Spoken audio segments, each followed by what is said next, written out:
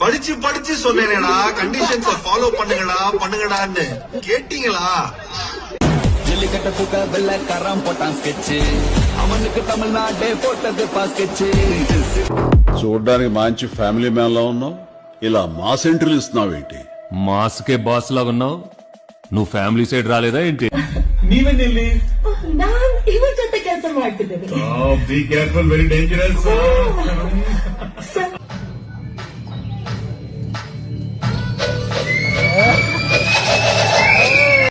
என் மைண்ட்ல எல்லாம் என்ன ஓடுதுன்னா, இதே கோடம்பாக்கம் ரோட்ல ஃபாரின் வண்டி எடுத்துக்கிட்டு